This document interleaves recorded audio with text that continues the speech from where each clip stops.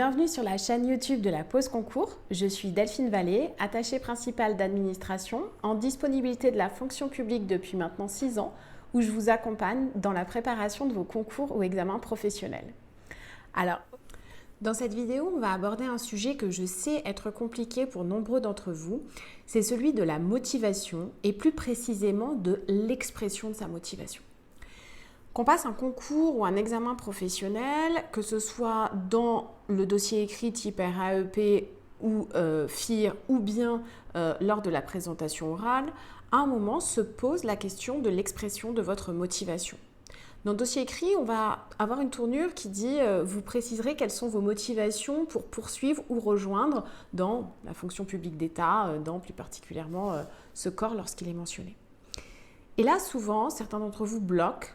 Parce qu'au final, ils n'ont pas forcément pris le temps de la réflexion, de se dire mais qu'est-ce qui m'intéresse vraiment. Certains vont me dire moi je veux gagner plus d'argent, moi je veux juste intégrer le corps ou le cadre d'emploi d'un niveau supérieur, moi je suis contractuel et j'aimerais un peu plus de sécurité, de stabilité professionnelle. Très bien, ce sont des bonnes réponses, des bons débuts de réponse, mais effectivement ce n'est pas assez ou pas assez structuré pour un jury de concours. Alors comment on fait pour avoir un peu plus d'éléments sur cette motivation? Moi je vais vous inviter à identifier toutes les sous-questions que ça se pose. Vous passez un concours dans un des volets, un des versants de la fonction publique, État, hospitalière, territoriale. Pourquoi? Pourquoi celle-là et pas une autre? Pourquoi vous avez choisi de devenir titulaire de la fonction publique hospitalière? Qu'est-ce que ça représente? Qu'est-ce que vous mettez derrière? Idem sur la territoriale, idem sur la fonction publique d'État.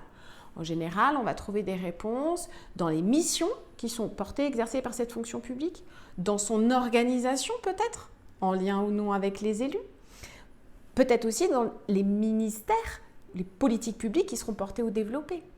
Ça, c'est mon premier niveau. Deuxième niveau, donc vous avez choisi ce versant-là de la fonction publique. Au sein de ce versant de la fonction publique, vous avez choisi ce concours en particulier. Pourquoi ? Pourquoi le concours de secrétaire administratif? Pourquoi le concours de conseiller pénitentiaire? Pourquoi le concours d'attaché d'administration? Quelles sont les missions, les fonctions qui sont dévolues aux agents qui font partie de ce concours, cadre d'emploi? Quelles sont les missions ou les fonctions que vous pourrez exercer à l'issue de ce concours si vous le réussissez? Quelles sont peut-être les caractéristiques des agents de ce métier ou de ces métiers ou de ces corps? Vous voyez? Et ensuite, peut-être le troisième étage de cette motivation, une fois qu'on a dit pourquoi cette fonction publique, pourquoi ce corps, et donc sous-entendu pourquoi ces missions, qu'est-ce qui m'intéresse, etc. Le dernier niveau, c'est et pourquoi moi j'ai envie de les faire. Qu'est-ce qui, moi, m'intéresse dans ces fonctions, dans ces missions, dans ces politiques publiques, dans ces administrations que je souhaite intégrer? C'est un peu le sens de votre démarche. Une fois qu'on dit moi je serais intéressée par exemple pour intégrer le corps des attachés d'administration de l'État au sein de la fonction publique d'État parce que je veux travailler sur ces ministères très régaliens ou que sais-je.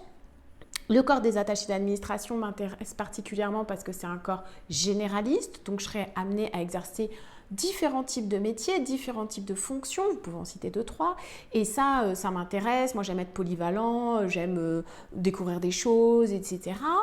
C'est aussi un corps interministériel, donc je trouve que ça invite à des mobilités justement interministérielles, à la découverte d'autres ministères, et je trouve ça super passionnant. Et par rapport à moi, au regard de ce que j'ai fait dans mes études, de mes expériences, de mon tempérament, etc., la polyvalence, la mobilité, des fonctions généralistes, c'est vraiment quelque chose qui me parle. Et très concrètement, résultat, moi, si j'étais reçue, je m'imaginerais bien sur tel type de poste, tel type de ministère, tel type de fonction. Et vous voyez, quand on suit cet ordre et ces questions, on arrive très facilement à écrire largement une demi-page, voire une page sur les motivations. Et c'est exactement ce que le jury attend de vous.